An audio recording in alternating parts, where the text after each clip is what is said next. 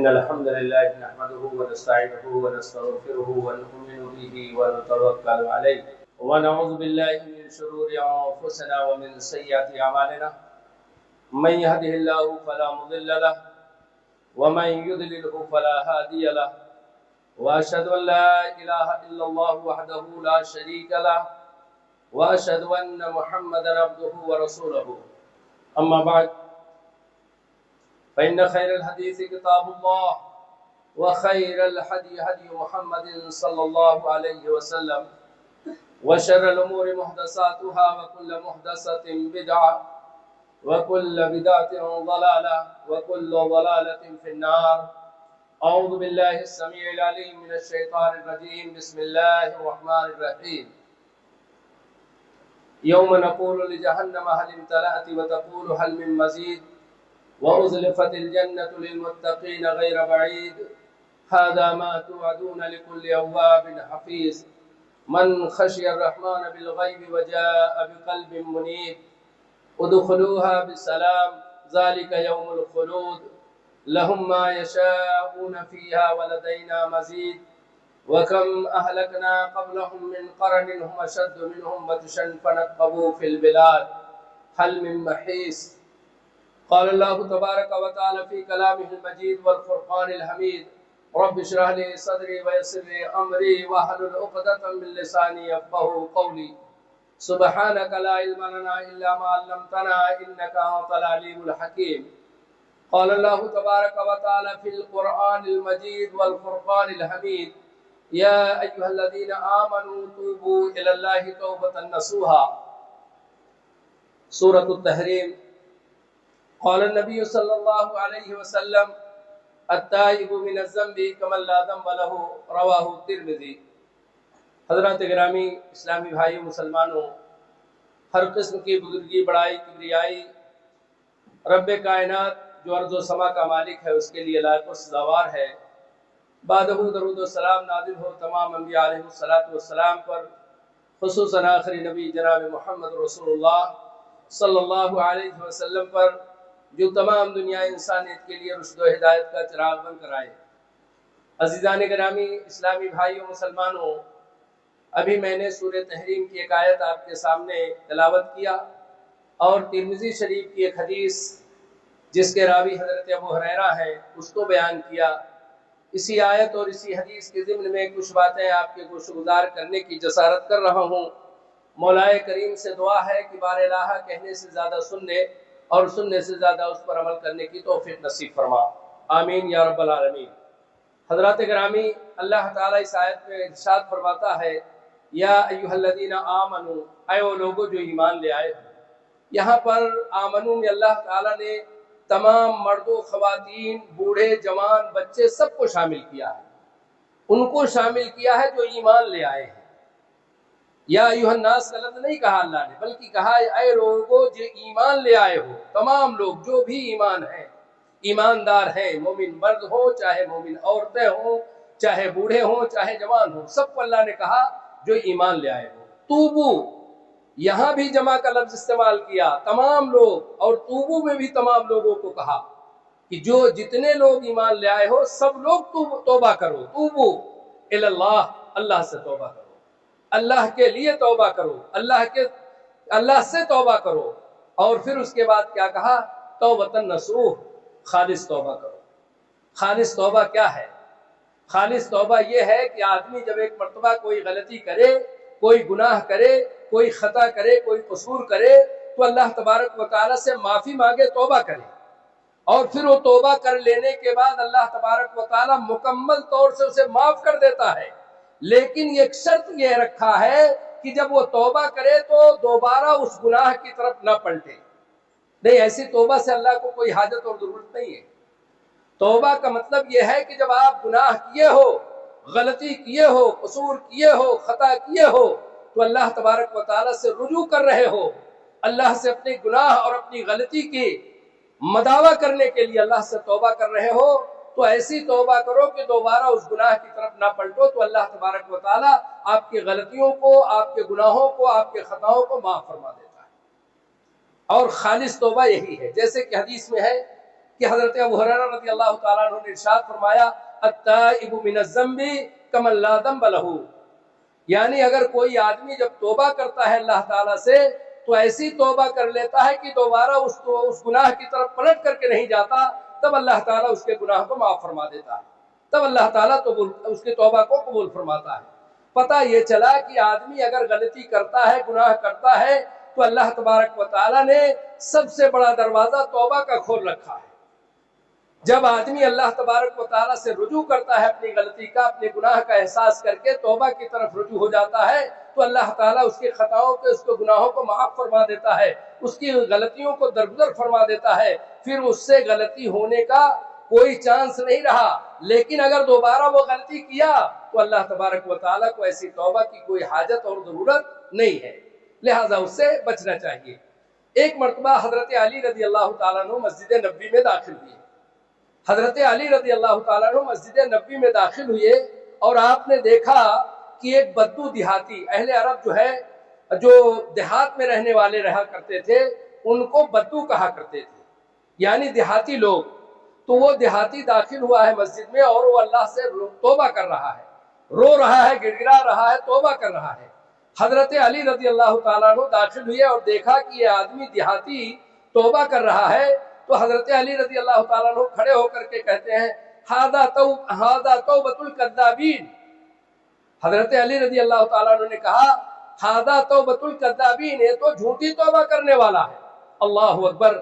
اگر کوئی آدمی کوئی غلطی گناہ کر رہا ہے اور پھر اس پہ کوئی ٹوک دے تو اس کو تھوڑا شرمندگی ہوتی ہے، سوچتا ہے، لیکن وہ توبہ کر رہا ہے، اللہ سے معافی مانگ رہا ہے، اپنے گناہوں کا مداوع کر رہا ہے، کس سے؟ بار الہ کے مسجد میں داخل ہو کر کے، اور اللہ تبارک و تعالیٰ سے اپنے گناہوں کا مداوع کر رہا ہے۔ پھر وہ آدمی کہہ رہا، حضرت علی رضی اللہ تعالیٰ عنہ کہہ رہے ہیں کہ ھذا توبۃ الکذابین، یہ تو جھوٹی توبہ کرنے والا ہے۔ تو اللہ اکبر! ظاہر سے بات ہے اس دیہاتی، اس بدو کو احساس ہوگا، رونے لگا، پلٹ کر کے دیکھا حضرت علی رضی اللہ تعالیٰ عنہ کو، اور کیوں کرنا ڈرے، کیوں نہ کرنا خوف کھائے؟ کہنے والا کون ہے؟ کہنے والا وہ شخص ہے جو قدیم الاسلام ہے، کہنے والا وہ شخص ہے جو سب سے پہلے بچوں میں ایمان لے آیا، کہنے والا وہ شخص ہے جو اللہ کے نبی صلی اللہ علیہ وسلم کے ہجرت کے موقع پہ آپ کے بستر پہ سو گئے تھے، کہنے والا وہ شخص ہے جو اللہ کے نبی جناب محمد رسول اللہ صلی اللہ علیہ وسلم کی دامادی میں آئے، کہنے والا وہ شخص ہے جو نبی کریم صلی اللہ علیہ وسلم کا چچا زاد بھائی ہے، یہ کہہ رہا ہے، یعنی حضرت علی رضی اللہ تعالیٰ عنہ کہہ رہے ہیں۔ تو دیہاتی کو یقیناً اور یقین کامل ہو جائے گا کہ صحیح بات ہے، میں توبہ غلط کر رہا ہوں، اسی لیے وہ کہہ رہے ہیں۔ اللہ اکبر! پھر اس کے بعد وہ دیہاتی، وہ بدو کہتا ہے کہ ہے حضرت علی رضی اللہ تعالیٰ عنہ، اگر میں توبہ جھوٹی توبہ کر رہا ہوں تو آپ مجھے توبہ کرنے کا طریقہ سکھا دیجیے، آپ مجھے توبہ کرنے کا سلیقہ سکھا دیجیے۔ کون کہہ رہا ہے؟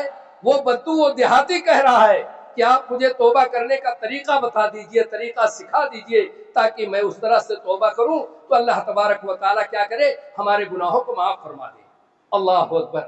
یہ جب کہا تو حضرت علی رضی اللہ تعالیٰ نے کہا آؤ میں تمہیں بتاتا ہوں۔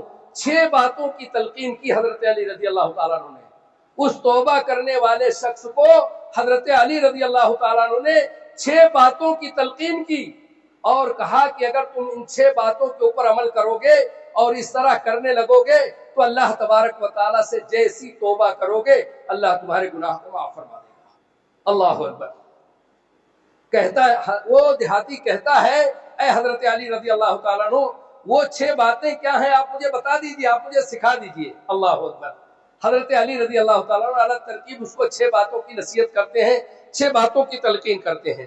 سب سے پہلی بات تو یہ ہے، جو کچھ تم نے کیا ہے، جو کچھ غلطی، قصور، خطا کیا ہے، اس پر نادم ہو جاؤ، اس پہ شرمندہ ہو جاؤ۔ جب تک تم کو شرمندگی کا احساس نہیں ہوگا اس وقت تک اللہ تبارک و تعالی تمہاری غلطی کو معاف نہیں فرمائے گا۔ سب سے پہلے تم کو نادم ہونا ہے، شرمندہ ہونا ہے۔ کس بات پہ؟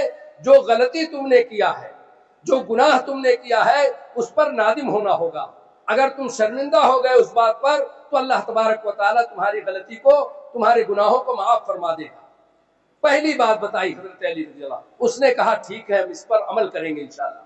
دوسری بات حضرت علی نے کہا اپنے جن فرائض سے غفلت کی ہے اس کو پورا کرنے کی کوشش کرو، جن فرائض کو تم نے ترک کیا ہے، جن فرائض کو تم نے چھوڑا ہے۔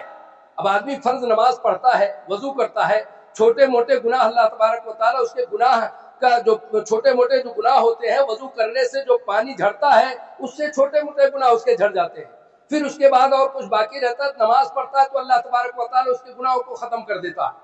اس لیے حضرت علی نے کہا جن فرائض سے تم نے غفلت کی ہے ان فرائض کے اوپر مکمل طور پہ عمل کرو، جن فرائض کو تم نے ترک کر دیا ہے، چھوڑ دیا ہے، ان فرائض کے اوپر مکمل طور پہ عمل کرو گے تب اللہ تبارک و تعالیٰ تمہاری توبہ کو قبول کرے گا۔ تیسری بات حضرت علی رضی اللہ تعالیٰ عنہ نے بتائی جس کا حق مارا ہے اس کو واپس کر دینا۔ اگر آپ نے کسی کا ناحق مال لے لیا ہے، اگر آپ نے کسی کا ناحق گھر پراپرٹی زمین جائیداد کو چھین لیا ہے، لے لیا ہے، اپنے قبضے میں کر لیا ہے، تو سب سے لازم اور ضروری ہے کہ اس کے حقوق کو ادا کر دو، یعنی اس کی پراپرٹی کو واپس کر دو۔ اگر کسی کا مال کھا لیا ہے تو اس کا واپس کر دو، اگر کسی کی زمین جائیداد کو ہڑپ لیا ہے تو اس کو واپس کر دو۔ اس کے بعد اگر توبہ کرو گے تب اللہ تبارک و تعالیٰ آپ کی توبہ کو قبول کرے گا، ورنہ اللہ تعالیٰ آپ کی توبہ کو قبول نہیں کرے گا۔ یعنی یہ شرط اللہ تبارک و تعالیٰ نے لگائی ہے، اور یہ شرطیں حضرت علی رضی اللہ تعالیٰ عنہ اس دیہاتی کو بتلا رہے ہیں۔ چوتھی بات حضرت علی رضی اللہ تعالیٰ عنہ نے اس کو یہ بتلائی کہ جس کو تکلیف پہنچائی ہے اس سے معافی مانگ لینا۔ اگر آپ نے کسی کو تکلیف پہنچائی ہے تو اس سے معافی مانگ لو۔ اگر آپ نے کسی کو گزن پہنچائی ہے، کسی کو برا بھلا کہا ہے تو آپ اس سے معافی۔ ہم ایک دوسرے کو حقیر جانتے ہیں، غلط سمجھتے ہیں، کمزور سمجھتے ہیں، چاہے وہ پیسے میں کمزور ہو یا معاشی اعتبار سے کمزور ہو یا ویسے کمزور ہو، تو ہم اس کو حقیر جانتے ہیں، حقیر سمجھتے ہیں۔ اس طرح سے اگر ہماری نیت ہوگی تو اگر ہم لاکھ توبہ کرتے رہیں، لاکھ حج عمرہ کرتے رہیں، لاکھ کوششیں کرتے رہیں اور بھی کام کرتے رہیں، لیکن اللہ تبارک و تعالی ہماری توبہ کو قبول نہیں کرے گا جب تک کہ ہم ان عادات کو اپنے اندر سے ترک نہ کر دیں، نکال نہ دیں، ختم نہ کر دیں۔ اس وقت تک اللہ تبارک و تعالی ہماری ان غلطیوں کو لاش توبہ کرے اللہ تعالیٰ قبول نہیں فرمائے گا۔ پانچویں بات حضرت علی رضی اللہ تعالیٰ نے بتائی آئندہ کے لیے عزم کر لو کہ اب ایسا کوئی کام نہیں کریں گے۔ عزم مصمم ہو جانا چاہیے، پختہ ارادہ ہو جانا چاہیے کہ اب ہم کوئی غلطی اور قصور نہیں کریں گے۔ تب اللہ تعالیٰ کیا کرے گا؟ آپ کی غلطی کو معاف فرمائے گا۔ جب آپ اس طرح سے کریں گے تب اللہ تبارک و تعالیٰ آپ کے گناہوں کو، آپ کی غلطیوں کو معاف کرے گا۔ عزم مصمم ہونا چاہیے، پختہ ارادہ ہونا چاہیے۔ اگر ہم کسی گناہ کے قریب جاتے تھے تو اب ہمیں اس سے اجتناب کرنا ہوگا، اپنے آپ کو بچانا ہوگا۔ اگر ہم کسی کے بارے میں غلط خیال تصور کرتے ہیں تو اس سے ہمیں توبہ کرنا ہوگا۔ اگر ہم کسی کو اپنے سے حقیر جانتے ہیں تو ہمیں اس سے اپنے دل سے نکالنا ہوگا کہ حقیر کا لفظ ہمارے ذہن و دماغ میں کبھی بھٹکے نہ، کبھی نہ آئے، تب جا کر کے ہم اس کو بچا پائیں گے۔ چھٹی بات حضرت علی رضی اللہ تعالیٰ نے کہا اپنے نفس کو اطاعت اللہ میں وقف کر دو۔ قال اللہ قال رسول کی باتوں پہ اپنے نفس کو بالکل وقف کر دو۔ جانتے ہیں نفس بڑا عجیب ہوتا ہے، اور نفس کا کنٹرول جو ہوتا ہے آدمی کے اپنے ہاتھ میں ہوتا ہے، اپنے دل میں ہوتا ہے، اپنے دماغ میں ہوتا ہے۔ جب آدمی اس پہ کنٹرول کر لے گا اپنے نفس کے اوپر تو یقیناً اللہ تبارک و تعالیٰ سے جو کچھ توبہ کرے گا، توبہ استغفار کرے گا، اللہ تبارک و تعالیٰ اس کے گناہوں کو، اس کی غلطیوں کو، اس کی خطاؤں کو کیا کرے گا؟ معاف کر دے گا۔ یہ شرط لگا دیا ہے، یہ شرط لگایا اللہ تعالیٰ نے کہ اگر یہ چیزیں تمہارے اندر پائی جاتی ہیں اور ان کے اوپر مکمل طور سے عمل کرتے ہو، پھر اللہ تبارک و تعالیٰ سے توبہ کرتے ہو، تو اللہ تبارک و تعالیٰ تمہاری توبہ کو قبول فرما لیتا ہے۔ اور اگر ایسا نہیں کرتے ہو تو اللہ تعالیٰ تمہاری خطاؤں کو، تمہاری گناہوں کو معاف نہیں کرے گا۔ حضرت ابی بن کعب رضی اللہ تعالیٰ عنہ راوی، حضرت ابی بن کعب رضی اللہ تعالیٰ عنہ راوی ہے۔ یہ بیان ان سے پوچھا گیا کہ اس امت میں آخری لوگ قیامت میں ایسے آئیں گے جو نماز پڑھتے ہوں گے، روزہ رکھتے ہوں گے، حج کرتے ہوں گے، زکوٰۃ دیتے ہوں گے، الہ کلمت اللہ العلیٰ کو بلند کرنے کے لیے ہر طرح کی جدوجہد کرتے رہیں گے، کوشش کرتے رہیں گے، اس کے باوجود بھی ان کو اللہ تعالیٰ جہنم میں داخل کرے گا۔ اللہ اکبر، کتنی بڑی بات ہے۔ حضرت ابی بن کعب رضی اللہ تعالیٰ عنہ کہتے ہیں قیامت قریب ہوگی تو نبی کریم صلی اللہ علیہ وسلم کی امت میں ایسے لوگ ہوں گے جو نمازی ہوں گے، متقی ہوں گے، پرہیزگار ہوں گے، حج کرنے والے ہوں گے، زکوٰۃ دینے والے ہوں گے، اور اپنے مال کو اللہ کی راہ میں خرچ کرنے والے ہوں گے، سب کچھ کرنے والے ہوں گے، اس کے باوجود بھی جہنم میں داخل کیے جائیں گے۔ اللہ اکبر، یہ سوچنے کی بات ہے، جبکہ کائنات کے امام محمد رسول اللہ صلی اللہ علیہ وسلم اپنی امت کے لیے، ہر آدمی اپنے خیش و اقارب کے لیے کوشش کرے گا، لیکن کائنات کے امام محمد رسول اللہ صلی اللہ علیہ وسلم اپنی امت کی بھلائی کے لیے، اپنی امت کو جنت میں لے جانے کے لیے کوشش کریں گے۔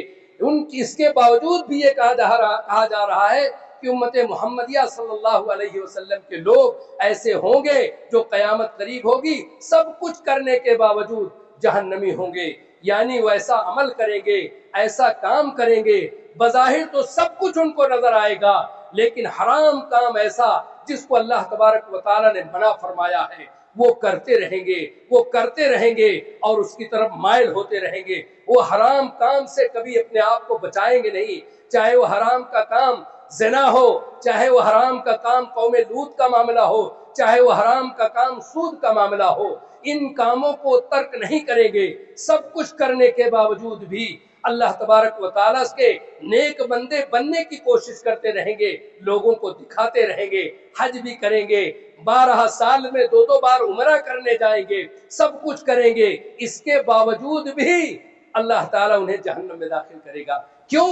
ان کا عمل ایسا ہے، بظاہر تو وہ مسلمان ہیں، بظاہر تو اللہ کی عبادت گزار ہیں، بظاہر تو تمام عمل کو کرتے ہیں، لیکن ابی بن کعب رضی اللہ تعالیٰ عنہ نے کہا چپکے سے وہ لوگ یہ کام کریں گے جس کی بنیاد پر اللہ تبارک و تعالیٰ انہیں جہنم میں داخل کرے گا۔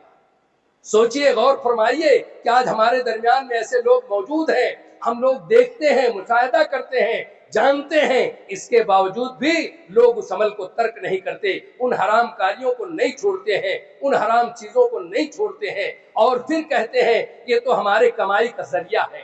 نعوذ باللہ ثم نعوذ باللہ، مشرکین مکہ نے بھی بہت سارے حرام کاری کا ذریعہ بنا رکھا تھا، لیکن جب ایمان کی بود و باس ان کے قریب پہنچی، مدینے کی سرزمین میں شراب کی حرمت نازل ہوئی، کائنات کے امام محمد رسول اللہ صلی اللہ علیہ وسلم کے اوپر شراب کی حرمت آئی، تو اللہ کے نبی جناب محمد رسول اللہ صلی اللہ علیہ وسلم نے اعلان کر دیا کہ شراب حرام ہو گئی۔ اللہ کی قسم، مدینے کی گلیوں میں شراب بہ رہی تھی ندی کی طرح سے، جیسے بارش ہو رہی پانی بہ رہا ہے، اسی طرح سے شراب بہ رہی تھی، اس لیے کہ انہوں نے ترک کیا، انہوں نے چھوڑ دیا، اور جس عمل کو انہوں نے ترک کیا دوبارہ اپنے قریب نہیں آنے دیا۔ یہ جس کام کو انہوں نے ایک بار چھوڑ دیا دوبارہ اپنے قریب نہیں آنے دیا، تو ایسے لوگ کامیاب ہوئے، اور اگر ایسا کریں گے تو یقیناً آپ کو کامیابی ملے گی، ورنہ کامیاب نہیں ہو سکتے۔ حضرت ابو ذر رضی اللہ تعالیٰ عنہ سے پوچھا گیا خالص توبہ کیا؟ حضرت ابو ذر رضی اللہ تعالیٰ عنہ سے پوچھا گیا خالص توبہ کیا ہے؟ حضرت ابو ذر رضی اللہ تعالیٰ عنہ نے جواب دیا کہ اللہ کے نبی جناب محمد رسول اللہ صلی اللہ علیہ وسلم نے ارشاد فرمایا اگر کوئی آدمی گناہ کے کام میں ملوث ہے اور اس کو نبی کریم صلی اللہ علیہ وسلم کا فرمان اس کے سامنے آ گیا، اللہ کی قرآنی آیات اس کے سامنے پیش کر دی گئی، تو وہ اسی وقت توبہ کر لے اور خالص توبہ کر لے اور یہ کہہ دے دوبارہ اس چیز کی طرف میں نہیں جاؤں گا، تو اللہ تعالیٰ کہتا ہے ہم نے اس کے سارے گناہوں کو معاف کر دیا۔ تو یہ ہے خالص توبہ، یعنی دوبارہ اس گناہ کی طرف پلٹ کر کے آدمی نہ جائے، اس کو کہا جاتا ہے کیا؟ خالص توبہ۔ ایسا کرنے والے کو اللہ تعالیٰ معاف فرماتا ہے، اس کے خطاؤں کے، اس کے قصوروں کو اللہ تبارک و تعالیٰ معاف فرما دیتا ہے۔ اگر آدمی ایسا کرتا ہے تو اللہ تعالیٰ اس میں اس کو کامیابی عطا فرماتا ہے۔ اور پیارے نبی جناب محمد رسول اللہ صلی اللہ علیہ وسلم ارشاد فرماتے ہیں کہ کوئی ایسا وقت نہ آئے، کوئی ایسا کام کرنے والا قیامت میں میری امت میں نہ شامل ہو جس کو دیکھ کر کے مجھے شرمندگی محسوس ہو۔ پیارے نبی صلی اللہ علیہ وسلم نے ارشاد فرمایا میری امت کا کوئی شخص قیامت کے دن ایسا نظر نہ آئے جس کو دیکھ کر کے مجھے شرمندگی محسوس ہو۔ اللہ اکبر! آپ اندازہ لگائیے کیسے آدمی کو دیکھ کر کے پیارے نبی صلی اللہ علیہ وسلم کو شرمندگی ہوگی۔ یعنی نبی علیہ السلام کا امتی ہونے کے باوجود بھی شراب کو عام کیا، زنا کو عام کیا، سود کو عام کیا اور بظاہر اپنے آپ کو مسلمان کہتا رہا۔ ایسے شخص کو پیارے نبی صلی اللہ علیہ وسلم کہتے ہیں کہ مجھے قیامت میں دیکھ کر کے شرمندگی محسوس ہوگی۔ اللہ ہم سب کو ان تمام چیزوں سے محفوظ رکھے۔ اور اس کے بعد پھر اللہ کے نبی صلی اللہ علیہ وسلم کہتے ہیں، اور آگے چلیے، نبی کریم صلی اللہ علیہ وسلم فتح مکہ کے موقع پر، اور اللہ تعالیٰ یہ بھی بیان فرماتا ہے، پیارے نبی صلی اللہ علیہ وسلم کہتے ہیں کہ اگر کوئی آدمی دنیا کے اندر اللہ سے ڈرتا ہے، خوف کھاتا ہے، دنیا کے اندر اگر کوئی آدمی اللہ سے ڈرتا ہے، خوف کھاتا ہے، تو اللہ تبارک و تعالیٰ اس کو قیامت میں نہیں ڈراتا ہے۔ ترمذی شریف کے اندر حدیث ہے، پیارے نبی صلی اللہ علیہ وسلم نے ارشاد فرمایا لا یجمع خوفین علی عبدی خافنی فی الدنیا منہ فی الآخرہ، یعنی جو شخص دنیا کے اندر اللہ سے خوف کھایا، ڈرا، اللہ کا ڈر اور خوف طاری رہا اس کے اوپر، تو اللہ تعالیٰ اس کو قیامت میں نہیں ڈرائے گا۔ لا یجمع خوفین علی عبدی، اللہ اپنے بندوں پہ دو خوف طاری نہیں کرے گا۔ جس نے اللہ کے ڈر اور خوف کے اندر دنیا کے اندر رویا ہے تو اللہ تعالیٰ اس کو آخرت میں نہیں ڈرائے گا۔ جو دنیا میں نڈر رہا اللہ اس کو آخرت میں ڈرائے گا، اور جو دنیا میں اللہ سے ڈرتا رہا اللہ تعالیٰ اس کو آخرت میں امن دے گا، چین اور سکون دے گا۔ فتح مکہ کے موقع پر پیارے نبی جناب محمد رسول اللہ صلی اللہ علیہ وسلم مسجد حرم کے اندر نماز پڑھ رہے تھے۔ ایک صحابی کہتے ہیں میں رسول اللہ صلی اللہ علیہ وسلم کے پیچھے نماز پڑھ رہا تھا، میں نماز میں موجود تھا، اللہ کے نبی صلی اللہ علیہ وسلم نماز پڑھ رہے تھے اور آپ صلی اللہ علیہ وسلم کہہ رہے تھے، نماز میں آپ صلی اللہ علیہ وسلم کہہ رہے تھے۔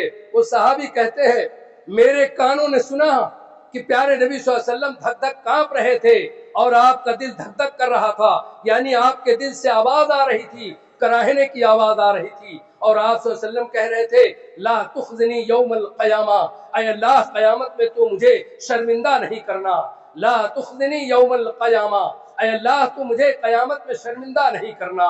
یعنی پیارے نبی صلی اللہ علیہ وسلم جو کائنات کے امام ہیں، محمد رسول اللہ صلی اللہ علیہ وسلم جن کے اوپر قرآن نازل ہوا، جن کی امت کو اللہ تبارک و تعالیٰ نے تمام امتوں میں بہترین امت قرار دیا ہے، وہ نبی نماز میں یہ کہے لا تخزنی یوم القیامہ، اے اللہ مجھے قیامت میں شرمندہ نہیں کرنا۔